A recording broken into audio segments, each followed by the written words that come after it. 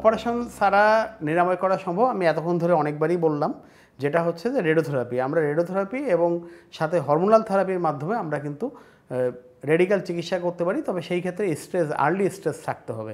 যদি এটা advance stage হয়ে যায় সেই ক্ষেত্রে আমরা আর মানে রেডিওথেরাপি, শুধুমাত্র রেডিওথেরাপি দিয়ে চিকিৎসা সম্ভব হয় না।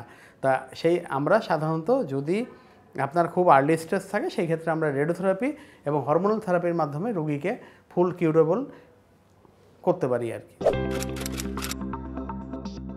যে কোনো একটা ক্যান্সার একটা ফ্যামিলিতে যখন ডায়াগনোসিস হয়, পুরা তাদের মাথার উপরে একটা বাস পড়ে।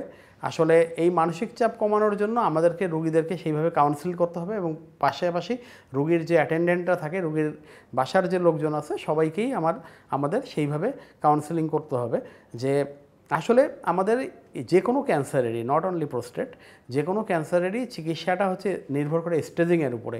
উনি কোন স্টেজে আছে সেই স্টেজের উপরে নির্ভর করে একদম সঠিক কথাটা রোগীকে এবং রোগীর লোককে জানানো উচিত। এটাকেই আমরা আইস ব্রেক বলি। এই আইস ব্রেকিংটা যদি ঠিকমতো হয় তাহলে কিন্তু রোগীর চিকিৎসাটাও সুন্দর হয়।